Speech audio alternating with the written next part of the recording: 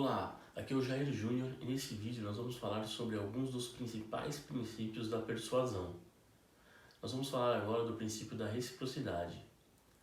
Nós evoluímos nos tornando criaturas sociais e, em consequência, as pessoas tendem a devolver os favores. Se alguém faz ou dá algo útil para outra pessoa, essa pessoa geralmente sentirá uma necessidade instintiva de pagar esse favor.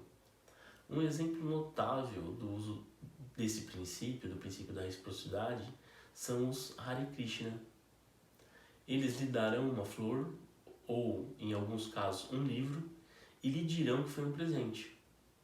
No entanto, assim que o presente for aceito, o discípulo pedirá uma doação. Essa técnica aumentou muito a quantidade de doações. Há um número infinito de maneiras de usar o princípio da reciprocidade a seu favor. Mas considere o seguinte: normalmente, quando fazemos um favor a alguém, estamos desperdiçando a oportunidade de explorar esse princípio. Quando nos agradecem, costumamos dizer, não se preocupe, ou não foi nada. Ao dizer essas coisas, você está diminuindo o favor que você fez. Se você faz com que pareça que realmente não foi nada, o que acha que essas pessoas sentirão? Elas sentirão que não te devem nada. A partir de agora, diga, eu sei que você faria o mesmo por mim, não mais nem menos.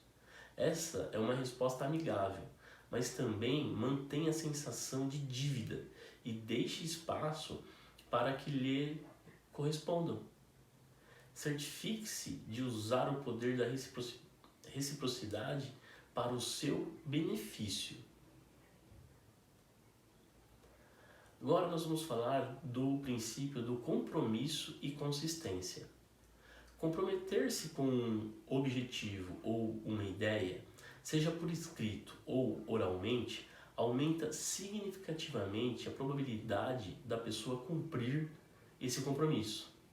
Mesmo se não houver um incentivo para fazê-lo, ou se a motivação ou incentivo original for excluído depois de feito o acordo. A razão por trás desse princípio é que o compromisso nos faz querer sermos congruentes com a nossa autoimagem. Um estudo realizado pediu para os proprietários das casas colocarem um letreiro em seus jardins que dizia, dirija com cuidado. Obviamente isso era indesejável e um pedido bem peculiar. Apenas 17% dos proprietários aceitaram esse pedido absurdo. No entanto, ao fazer um pequeno ajuste, aparentemente insignificante a seu pedido, os pesquisadores eles conseguiram que essa taxa chegasse a surpreendentemente 76% de aceitação. E como provocaram uma resposta tão incrivelmente diferente? Eles fizeram o seguinte: 2 semanas antes, os pesquisadores pediram aos proprietários para que colassem em suas janelas um pequeno adesivo de 8 centímetros que dizia, seja um condutor seguro. Devido a esse pedido tão simples, praticamente todo mundo concordou. No entanto, quando um outro voluntário retornou 2 semanas mais tarde, esses proprietários foram muito mais receptivos ao segundo pedido do letreiro maior. Por que é que aceitaram colocar um adesivo do tamanho de um cartão de visita em sua janela? Levou os proprietários a estarem dispostos a sacrificar o seu quintal da frente para colocar uma placa do tamanho de um outdoor. Por quê? Porque nós tendemos naturalmente a sermos consistentes em todas as áreas da vida. Uma vez que alguém se compromete com algo, toma uma decisão, realiza uma ação ou toma uma posição, se esforça por fazer com que todos os comportamentos futuros sejam congruentes com este comportamento anterior. Então, para usar o princípio do compromisso e consistência a seu favor, faça com que alguém faça algo pequeno para estabelecer um pequeno compromisso com a sua autoimagem. E em seguida será mais provável que mantenha esse compromisso e aceite pedidos maiores mantendo essa autoimagem. Legal, não é? Bacana. Vamos prosseguir então. Agora a gente vai falar do princípio da prova social. Imagine que você está dirigindo para uma cidade onde nunca foi. Você está com fome. Existem 2 restaurantes no caminho. Um tem um estacionamento cheio e a fila de clientes ela se estende até o lado de fora. O outro restaurante está praticamente deserto, vazio, não tem quase ninguém. Em qual você vai? Em 9 de 10 casos, irá para o que está cheio. Não irá apesar de estar cheio, mas porque está cheio. A suposição é que todos os outros estão lá, e este é provavelmente um restaurante muito melhor do que o outro. Essa é a prova social em ação. A prova social é a razão por que vemos tantas campanhas de marketing promovendo slogans como "Junte-se aos 300 mil membros felizes", ou "Usado por milhões de pessoas", ou "Como visto na TV". A prova social é um dos métodos de persuasão mais poderosos. Use-o mostrando depoimentos, opiniões, pessoas que usam o seu produto, a quantidade de produtos vendidos, etc. Também você pode usar a prova social em situações menores, como criar consenso.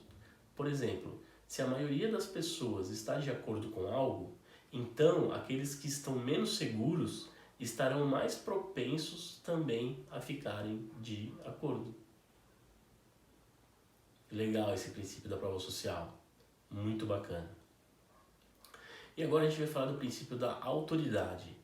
As pessoas tendem a obedecer a figuras de autoridade, mesmo que lhes peçam que façam algo que seja questionável ou mostrem, ou como mostraram alguns estudos, serem absolutamente antiético.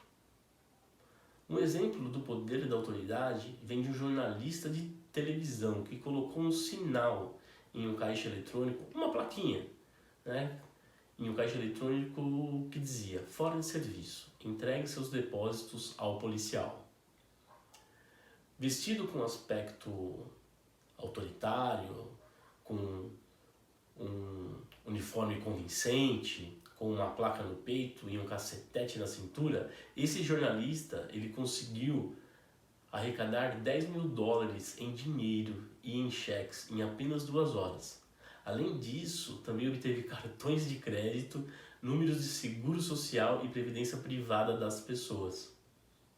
Surpreendentemente, ou como era de se esperar talvez, apenas uma pessoa se opôs e duvidou da aparente autoridade policial. Quando o jornalista mostrou a sua verdadeira identidade e revelou que era um engano, perguntou às vítimas por que deram tão facilmente o seu dinheiro e suas informações sigilosas. Todos responderam praticamente com a mesma resposta: por causa do uniforme. Parece um exagero para você, não parece? A autoridade não se trata de força ou autoridade concedida, como a autoridade de um policial. Ela também se trata de aparências. Imagine agora você, que você esteja considerando ir para um seminário, para se tornar um empreendedor de sucesso. E aí você tem 2 opções. Você tem o seminário A e o seminário B. O seminário A está a cargo de um empresário que dirige uma Ferrari, se veste com roupas bem alinhadas, usa um relógio que parece que custa o nosso salário anual. Em geral, ele é visto como um empreendedor de sucesso. E imagine o Seminário B. Ele é dirigido por um empresário que dirige um carro antigo, todo velho, batido, tem excesso de peso, aparentemente não lava o cabelo há vários dias, e se não fosse por seu fraco terno de uma baixa qualidade, ele seria como, sei lá, podia parecer com qualquer outra coisa, menos com um empreendedor de sucesso. Em qual seminário você iria? Em qual deles você iria? 9 em cada 10 pessoas irão para o seminário A, porque para esse nicho particular, a pessoa que dirige esse seminário se parece muito mais, ela tem muito mais crédito do que aquela pessoa que é desleixada, que dirige o seminário B. No entanto, a realidade é que o cara que dirige o seminário A poderia ser um vigarista, mas nós julgamos pela aparência que alguém é autoridade no assunto e nos deixamos persuadir. Então, embora seja provável que você não queira se vestir como um policial com um distintivo e um cacetete, você pode usar o poder da autoridade em seu benefício ao apresentar uma linguagem corporal segura e falar com voz firme, decidida e autoritária. Legal? Vamos lá, vamos continuar aqui então. Vamos agora para o princípio do gostar. As pessoas são mais propensas a ser influenciadas ou persuadidas pelas pessoas de que gostam. Foi comprovado que os vendedores que faziam mais vendas e ganhavam mais comissões, é claro, não eram os vendedores que falavam com mais pessoas.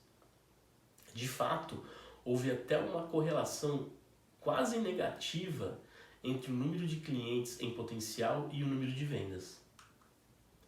Isso porque os vendedores que faziam a maior quantidade de vendas passavam mais tempo com cada cliente potencial, desenvolviam uma relação, falavam com eles, os conheciam e, como resultado, caíam no agrado desses clientes. Por isso tiveram mais chances de persuadi-los. Esse é o poder da simpatia. Um artigo da revista Forbes, A Inteligência é Supervalorizada, o que realmente é preciso para ter sucesso, que se referia à pesquisa do psicólogo vencedor do prêmio Nobel, Daniel Kahneman. O que ele descobriu foi que as pessoas preferem fazer negócios com alguém que lhes agrade e em quem confiam. Isto, obviamente, não é nenhuma surpresa, tá? Mas aqui está a parte interessante. As pessoas preferem fazer negócios com as pessoas que lhes agradam, até mesmo se oferecem um produto ou serviço de menor qualidade ou até com um preço mais alto. Muitos dos princípios que vimos parecem não ter lógica, mas nós, seres humanos, não tomamos decisões com base lógica. O objetivo de conhecer esses princípios de influência é que nos permitem aproveitar as 3 necessidades humanas básicas pelas quais todas as pessoas agem. Essas 3 necessidades ou motivadores são as chaves para entender como influenciar e persuadir as pessoas. Mas quais são essas 3 necessidades que colocam todos nós em ação? Bom, a primeira é a necessidade de afiliação. A maior parte dos seres humanos são sociais e querem se sentir amados. A rejeição ela não é agradável, então faremos de tudo para evitá-la. Tentaremos agradar a outras pessoas nos comportando de forma que acreditamos ser mais atraente, como estar de acordo com eles ou parabenizá-los. Queremos a aprovação de pessoas específicas, mas não só isso, também queremos a aprovação da sociedade em geral. Queremos que as coisas que fazemos, pensamos e acreditamos estejam de acordo com o que os outros fazem, pensam e também acreditam. Não é impossível ser diferente, mas é muito difícil. As técnicas da simpatia e da reciprocidade, mencionadas anteriormente, jogam claramente com o nosso desejo de afiliação, como muitas outras técnicas de persuasão e influência. E os melhores influenciadores aproveitam essa necessidade e nos dão algo que possamos seguir. A segunda é a necessidade da precisão. As pessoas que não se importam em fazer corretamente as coisas não chegam a lugar nenhum da vida. Para alcançar nossos objetivos em um mundo complicado, nós temos que estar continuamente tentando encontrar o melhor curso de ação. Poderia ser a precisão em situações sociais, como a forma de lidar com o chefe ou como fazer amigos. Ou poderia ser a precisão em questões financeiras, como a forma de gerir um negócio. Qualquer que seja esse cenário, as pessoas sempre se esforçam por obter a resposta correta. Os influenciadores entendem a nossa necessidade de estar certos e por isso tentam oferecer coisas que apelem para a nossa necessidade de precisão. Por exemplo, os peritos ou as figuras de autoridade, elas têm uma grande influência nas pessoas, porque oferecem uma visão ou forma correta de fazer as coisas, especialmente uma na qual não tenhamos que pensar muito. A técnica que provavelmente outras pessoas tenham razão e não querem perder um negócio. A terceira necessidade é a de manter um autoconceito positivo e consistente. As pessoas querem proteger a visão de si mesmas, porque é necessário muito tempo e esforço para construir uma visão coerente de si mesmo e de seu lugar no mundo. Nós trabalhamos muito para manter intacta a nossa identidade. Queremos manter a nossa autoestima, queremos continuar crendo nas coisas em que acreditamos e queremos honrar os compromissos assumidos no passado. Em um mundo inconsistente, pelo menos, deveríamos ser autoconsistentes. Os persuasores e pessoas influentes podem aproveitar essa necessidade ao invocar o nosso sentido de autoconsistência. Um exemplo trivial, mas instrutivo, é a técnica do pé na porta. Essa técnica nós veremos nas próximas aulas. O que consiste essa técnica? Essa técnica ela consiste em um influenciador que lhe pede para aceitar um pequeno pedido antes de solicitar um maior. Ele te pede um pequeno favor e se você fizer, depois ele vai te pedir um favor maior. E como as pessoas de alguma forma sentem que seria inconsistente aceitar uma solicitação e em seguida negar, vão querer dizer que sim novamente. Como você verá mais adiante, as pessoas chegam a extremos surpreendentes com o fim de manter uma visão positiva de si mesmos. Todos nós queremos ser precisos, nos afiliarmos a outros e mantermos um bom conceito de si mesmo. Não importa o pouco conhecimento que tenhamos dessas necessidades. Os padrões de linguagem que você aprenderá em seguida, eles irão apontar para atender a uma ou mais dessas necessidades. E com isso em mente, é possível adaptar as tentativas de persuasão às características particulares de uma audiência, em vez de ficar confiando em técnicas genéricas. Quer você esteja no trabalho, lidando com seu chefe, ou em casa, negociando com um dos seus vizinhos, você poderá se beneficiar ao pensar sobre os motivadores inconsistentes. Desculpe, aos motivadores inconscientes das outras pessoas e assim resolver como alinhar a sua mensagem com suas necessidades. Agora que conhecemos os princípios de influência e as necessidades básicas que cada pessoa busca satisfazer, você pode estar se perguntando: como podemos estruturar a nossa mensagem?